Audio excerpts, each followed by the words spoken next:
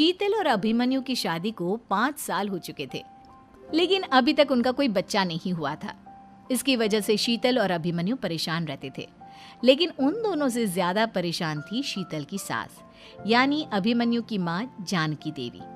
जानकी देवी चाहती थी कि जल्दी से जल्दी उनकी गोद में पोता या पोती आ जाए, और इसीलिए वो अपनी बहू शीतल को लेकर एक दिन हॉस्पिटल पहुंची। डॉक्टर मैडम, जरा ठीक से चेक करके बताइए ना। कई बड़े बड़े डॉक्टर को दिखाया है, लेकिन मेरी बहू माँ ही नहीं बन पाती। मैंने शीतल को बहुत अच्छे से चेकअप किया है। देखिए, बात यह है कि शीतल के अंदर माँ बनने की कैपेसिटी नहीं है। ये आप क्या कह रही हैं डॉक्टर साहब? कोई तो इलाज होगा ना, कोई दवाई दे दीजिए। देखिए, कुछ प्रॉब्लम ऐसी होती है जिनका कोई ट्रीटमेंट नहीं होता। आई एम सॉरी टू से, लेकिन शीतल कभी माँ नहीं बन सकती, क्योंकि उसके यूट्रस में अंदर से ही कुछ प्रॉब्लम है। घर आने के बाद क्या हुआ माँ? कहाँ लेकर गई थी आप शीतल को? अरे कहाँ लेकर जाती, डॉक्टर मैडम के पास ले गई थी, लेकिन तेरी बीवी तो कभी माँ बन ही नहीं सकती। मम्मी जी, इसमें मेरी क्या गलती? अगर अंदर से कोई प्रॉब्लम है तो उसमें मैं भी कुछ नहीं कर सकती। जानती हूँ, ये बात डॉक्टर के मुंह से सुन चुकी हूँ। अब दोबारा मेरे सामने इस बात का गाना मत गा। अरे माँ, परेशान होने की जरूरत नहीं है, हम सोचते हैं ना कुछ। अरे क्या सोचेगा तू? जब डॉक्टर कह चुका है कि तेरी बीवी माँ नहीं बन सकती, तो बता क्या सोचेगा तू? कहाँ से लाएगा बच्चा? माँ, ये तो मैं भी नहीं जानता। अभिमन्यु, क्यों ना हम अनाथ आश्रम से एक बच्चा गोद ले आए? क्या फर्क पड़ता है बच्चा हमारा हो या गोद लिया हुआ? हाय, बड़ी बातें बनाने वाली। क्या फर्क पड़ता है?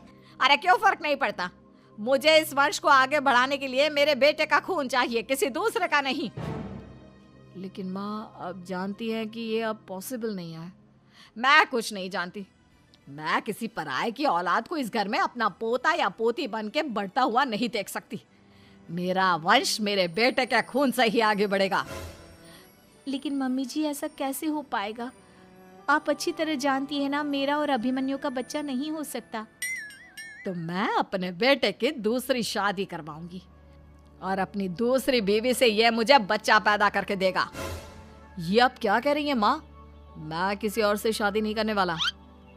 मेरे रहते हुए आप अभिमन्यु की शादी किसी और से करवाएंगी? मम्मी जी, आप ऐसा कैसे कर सकती हैं?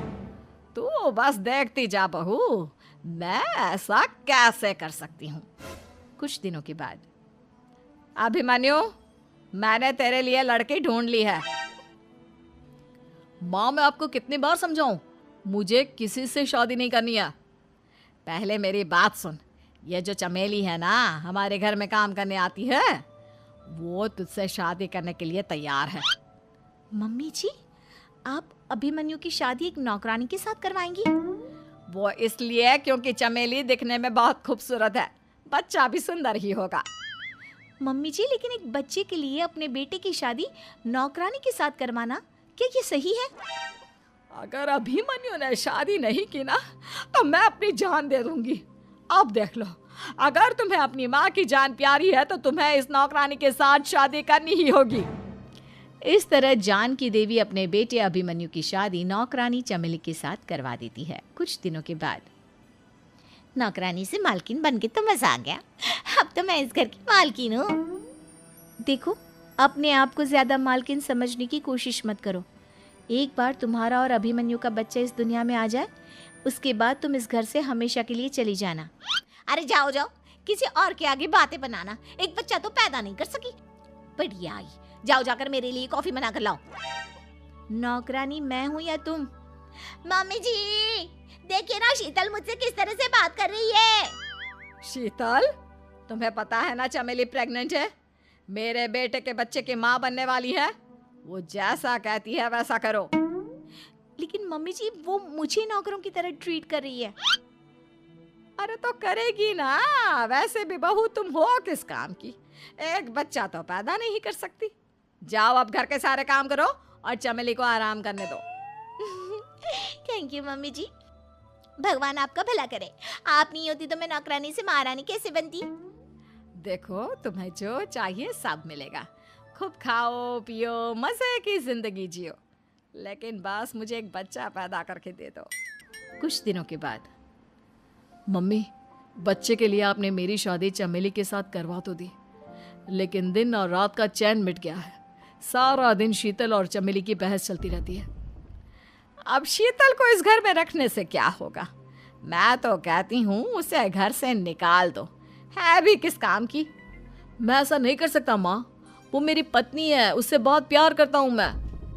तुम्हारी पत्नी चमेली है, चमेली, उससे प्यार करो। अरे तुम्हारे बच्चे को जन्म देने वाली है वो।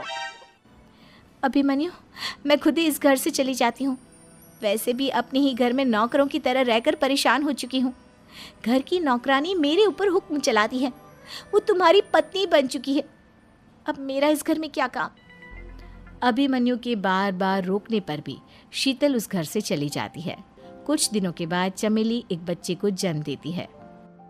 भगवान ने मेरी सुन ली, मेरे बेटे का घर भर गया, उसका अपना बच्चा इस दुनिया में आ गया।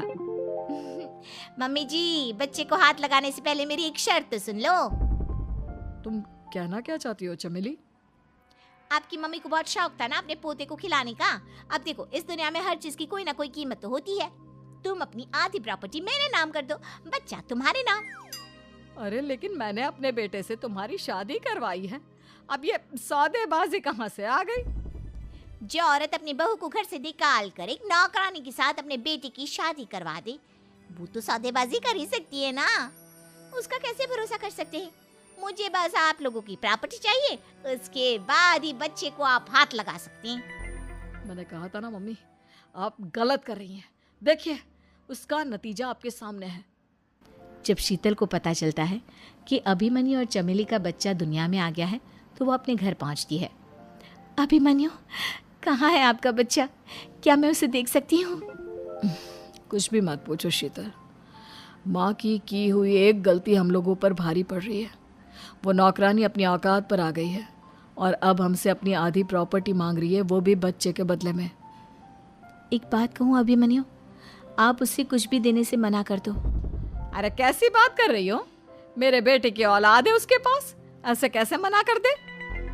मम्मी जी, वो अभिमन्यु का बच्चा नहीं है, वो चमेली और उसके बॉयफ्रेंड का बच्चा है। ये तुम क्या कह रही हो शीतल? ये देखिए वीडियो, चमेली और उसका बॉयफ्रेंड आपस में बातें कर रहे हैं कि उन दोनों ने मिलकर आपको बेवकूफ़ बनाया है और अब इस बच्चे के बदले आपसे प्रॉपर्टी भी हड़प लेंगे। हे भगवान, ये मुझसे क्या हो गया? ना तो बच्चा मिला और अपने बेटे की नौकरानी के साथ शादी करवा दी सो अलग। अब क्या होगा? मुझे माफ़ कर दो शीतल, मेरी वजह से तुम्हें बहुत तकलीफ हुई है। अभिमन्यु, मैंने कहा ना, उस नौकरानी को उसके बच्चे सहित इस घर से बाहर निकाल दो। लगता है मेरे अभिमन्यु का बाप बनने का सपना अधूरा ही रह जाएगा। अभिमन्यु, अपनी मम्मी से कहो कि परेशान ना हो। आपको याद है एक बार हम एक IVF सेंटर गए थे, मैंने फिर से वहाँ जाकर बात की थी और आपको पता है इस बार मैं प्रेग्नेंट हूँ, क्योंकि हमने वहाँ पर प्रोसीजर करवाया था जिसकी वजह से मैं प्रेग्नेंट हो गई थी और इस बात का पता मुझे बस कुछ महीने पहले ही लगा है। हमारा बच्चा इस दुनिया में आने वाला है अभिमन्यु। मुझे माफ कर दो शीतल बहू, मुझसे बहुत बड़ी गलती हो गई। कोई बात नहीं माँ, लेकिन अब हमें उस धोखेबाज नौकरानी को इस घर से बाहर निकालना है और इस घर की मालकिन को वापस घर लाना है, वो भी अपने बच्चे के साथ।